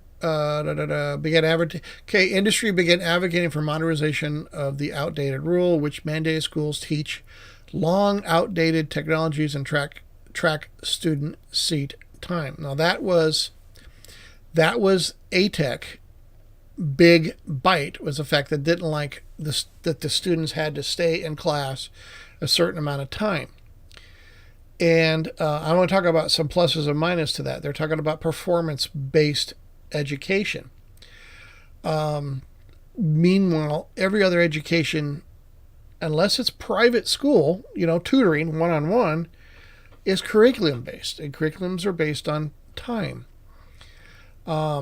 I think for me, personally, my opinion is keep the seat time, but maybe shorten some of the classes. Some of the classes don't need the hours that they're devoted right now.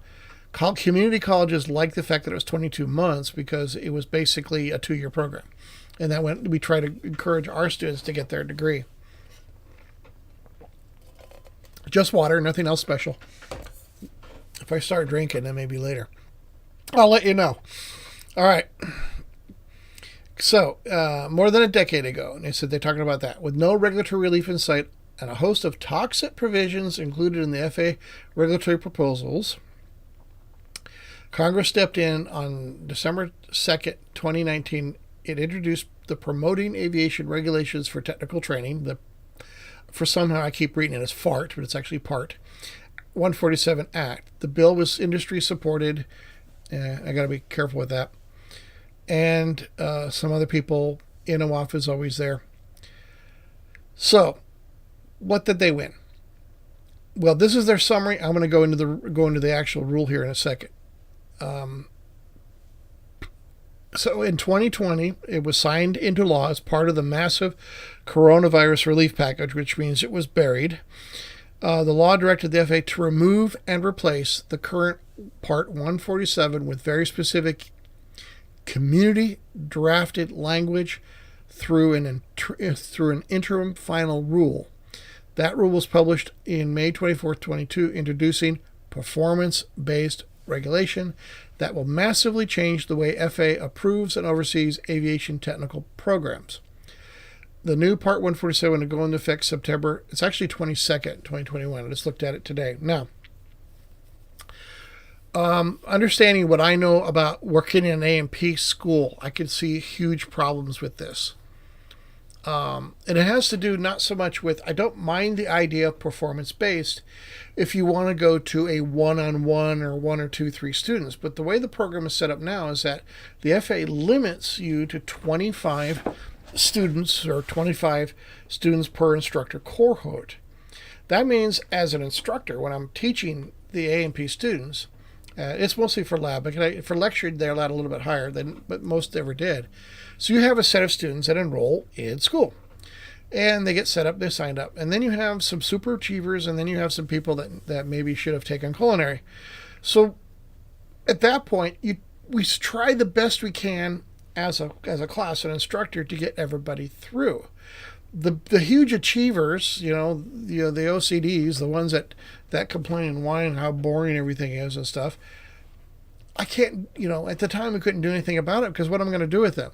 Okay, I'm going to go ahead and sign you off, but what are they going to do? Because they have to wait till everybody catches up back to their continued cohort, and then they're back in class again. When in reality, I kind of kept them busy by letting them help the slower people. So my fastest, best students actually became co-instructors with me and helped the slower students along to where we all came up, at least as a school, and this is why we did it at our school, we all came up as a group. And we had that time. We knew how much time we had together before we moved on to the next cohort. The way they're talking about now is that now the students are going to go off. They're done with this program, right? And they're going to start leaving. But what am I supposed to do with them after that? I can't leave the students I have now. And I can't start lecturing the next class because I'm still teaching the first class. You're going to bring in a new instructor because I have a new student that now needs this lecture, and then administer this test. So now tests are going to come at me, one at a time, which were terrible in their paper. Remember, we had a 5-week course. We had 4 tests. So 25 students, 4 tests every 5 weeks. Yeah, exactly. I'm so sorry about your name, Virus. He said it was my experience too. Good students became the co-instructors. That's what a good instructor does. A good instructor takes the people you have, and we work together as a class. We went together as a class. I think this new rule will break that up in the interest of pumping students through, because what the school thinks that they're going to do now, we have an opening, so let's throw somebody in. The problem is the curriculum doesn't work that way. You've got to be able to go through and teach from easiest concept to hardest concept. So I can't throw students in the middle of a program because there's an opening. So it's just a screen name, laugh out loud. I love that. So anyway, I'm going to go through and look at this other stuff. And again, this is from their point of view. So under the new rule, for nationally accredited programs, the FAA will defer Department of Education, which I think is a horrible idea, expertise in all areas concerning the quality of education, meaning the agency will no longer approve curriculums. In other words, the people responsible for aviation safety and aircraft maintenance will no longer be responsible for aviation maintenance and aircraft curriculums. Okay, i.e. no more FAA distance learning authorizations required, so that they can, I have opinions about this. I'm so sorry. I'm going to piss someone off today. I'm sorry. So you're going to turn it over to the Department of Education. I'm not sure how many. Last time I checked, when you go through and get a job at the Department of Education, you need to have like a master's degree in something, but no A&P. So anyway, so the FAA no longer approves curriculum. or methods of instructional delivery. Okay, in other words, we could do all of it online now. The FAA no longer determines how and where education content is consumed. The schools will have opportunity to provide training at an additional fixed location, such as high schools, grading systems. So no more facilities, no more control of class sizes. Keep on going here. And remember, this is their letter. This is them going through and saying how great this is. Under the watchful eye of national accrediting bodies, AMTS will assess educational outcomes in lieu of meeting seat time mandates, aligning aviation maintenance education with common practice and other technical related programs. Great, we're all going to become like sous chefs. As part of the 147 certificate requirements, FAA will continue to oversee programs, facilities, equipment, and instructor qualifications. Well, that's good. Of course, the instructors don't have any control over the students. Control the certification standards, i.e., mechanic airman certification standards that drive schools' curriculums, and continue to assess the performance through analysis of student passage rates. So, I would love to hear from you all, but the whole point of the hour requirement is because of the three ways that people get an A&P. Time in the military, time working at an aviation maintenance facility, or time attending a class. We just took away one of them, no longer has time. So how is that fair? I mean, anyway. And they said the other thing, and most importantly for aviation safety, the FAA retain the ultimate decision-making authority when it comes to issuing mechanic certificates. Well, we always did, which it only does after thorough assessment of individual skill and knowledge. So now, FAA inspectors are expected to do another oral and practical, or do we wait till the airplane crash? Anyway, I'm not going to say it. Anyway, so again, it hasn't been run. It hasn't come out. I just know what it's like to work in a school. I know what it's like for new mechanics coming out there and the expectation of employers of what they can do. I understand that the unintended consequence of this is a little bit frightening. So now, all right, so you could find the rule on the Federal Register right now, and this is under Aviation Maintenance Technician Rules. Again, 5/24/22. So this is not. It's not the September 22nd final rule. This is kind of the interim to allow people to sort of look and see what it's going to be like. There were a lot of negative comments, if you go to the comment sections, about not going to performance-based and not allowing the outside people to go through and do it. Yeah, Matt, you're right. I'm not thrilled about this change. Yeah, well, it's one of those things. The problem is that when you mess around with mechanic qualifications, these are people that can, their job is to fix an airplane and then put people in a hermetically sealed aluminum tube and then throw them at 35,000 feet traveling at 500 miles an hour. What could go wrong? Lion Air. All right. There it is. There it is, September 21st. So there it is right there. It comes in. Comments received honorable form June 23rd, 2022. I'm still commenting. So we keep on going down. I'm just going to kind of go through.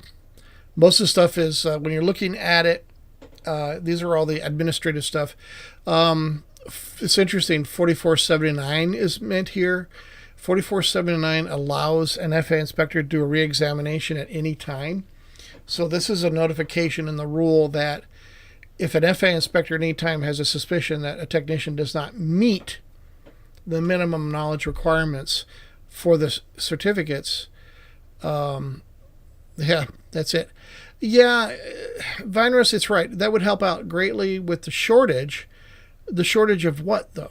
I mean, do we need A&Ps or do we need more bodies? So, because if I'm an owner of a repair station, and I'm going to shell out $5,000, or an airline, I'm going to shell out $5,000 to send a technician to flight safety to learn systems on a Gulfstream, and they don't know, and they don't have the technical ability to understand what they're looking at. Do you see that be a problem for the operator, that you don't?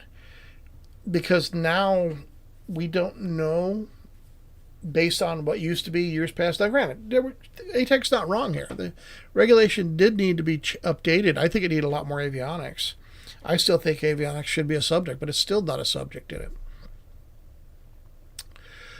Good cause for immediate adoption. This is all kind of FAA legally stuff. There's Paperwork Reduction Act, so it's just our ability to produce paper at larger amounts now because we have electronic.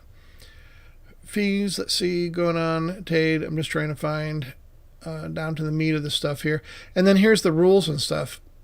And they basically changed all the big rules. I tell you what, guys, I'm going to tell you right now, before I make judgment, I don't want to make judgment on it. I'm only going to be judging it based on their executive summary. And that taking away the seat time, like I said, it's not good or bad. It's just how you're going to do it. How do you plan to ensure that you have continuity of instruction for a student that takes off? Especially so I guess they no longer have class limits. So are we going to have a backup of 30, 40, 50 students in another class coming up because we're just going to keep shoving people in there? Well, wait a sec. We don't have facilities, tools, equipment. I think it says we still need, I think the FAA still retains, the numbers of tools and equipment. I think it does. We had to find out. Yeah, Lloyd, avionics is changing. Avionics is a true story. I think my dad was in the FAA. Every 10 years, he attempted. I remember it was always around the fifth. So it was he first tried it in 85, 95, 2005, and then his last year was in 15. The closest he ever got was FAR 66. That was the closest we ever got to being able to get at least an avionics minimum knowledge requirement for an FAA certificate. But it just went away. It was mostly fought from the FAA side. So I would like to see, the NCAT was a great start because the NCAT is, 2/3 A&P generals. And then the add-on ratings are your mechanic ratings. The NCAT was a good start. It was great, but it just never got adopted. So the aircraft people who hire avionics people need to start demanding it, and they're just not doing it right now. Let's see here. So I'm going to go and do some more challenge on that. But you got the high side. The biggest thing is the fact no more seat times, and we turn it over to the Department of Education, which means I do online training, I do remote training, but I do level 1 training. I teach systems. I don't teach the hands-on stuff. I'm hoping that someday with this YouTube channel and with I'm going to go out of this. With this YouTube channel and selling my online courses and of course doing any other work I can do, I have a 737 cockpit that someday I'd like to start my own avionics school and start bringing back the hands-on elements I used to teach at the college I taught at before. I think we had really one of the best programs in the country because we used to have a joke that the A&P side, they would teach, a license to learn. My avionics guys, they were ready to hit the floor working. They knew documentation of working in a repair station. They knew all the test equipment. They knew how to troubleshoot the systems because I had 2 727s in the program that they all learned about. It was a great program. In fact, that's 650. What you see there, the book, 650 hours of curriculum I created with books and tests and labs. I'm hoping that maybe this channel helps me start that school again. If not here in San Antonio, maybe further north. I'm thinking about going toward the Dallas area. Nothing against San Antonio. I just want to be closer to where the aviation center of the world is, closer to Oklahoma and Kansas City and stuff. Avionics is becoming more self-diagnostics. You're kind of right until the aircraft becomes 5 years old. Once the airplane hits 5 years old, then it's back to old wiring. So that's kind of what. Well, you still have to go back and troubleshoot systems and modules at that point, but it's true. But it's still something you have to learn. I mean, I have in one of my classes that I taught at Pima, or at the college. I keep saying college.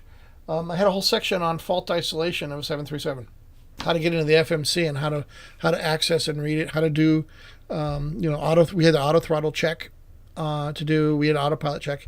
So it was actually pretty good someday. I mean, I like to do it someday. It's just one of the goals of getting this channel going. Right now, I had 73 views, 11 minutes of viewing. So this is a start. I love the fact that you guys are talking to me on the chats. Let's see who else I have. Says an extra set of arms and eyes won't help me if I'm behind at work, not when I have to train and fix explain things. Exactly right, Matthew. We should be training people in schools before we cut them loose on airplanes. I agree with you totally. They should be, you know, the big thing about when I worked at that airline that hired a bunch of new people, there wasn't a whole lot of people we could go to teach us everything. They really had to go through and ourselves learn the ATA codes. I still have my Southwest Airlines ATA code book, or how to read a maintenance manual, how to use the troubleshooting guides. I was avionics, so we read. That's the biggest part of being an avionics technician or a mechanic, is you got to read once in a while. You got to read a lot. If you could read, you can go. Let's see, anything else? Any other questions out there for me? I'm so grateful. I learned wiring is a huge asset. Absolutely. I think there was another. Right now, I'm doing. If you guys are wondering what I'm doing right now, other than the FAA teaching, I teach for the FAA Academy, which means I do the new hire FAA inspectors. But I also do repair station training, technical training for repair stations. But I'm now getting into what repair stations want, and they want systems training. So I'm just finishing. I'm doing it by ATA chapter. So right now I just finished a pedostatic class. I'm doing it as Zoom. I had a request for ATA 23 radios.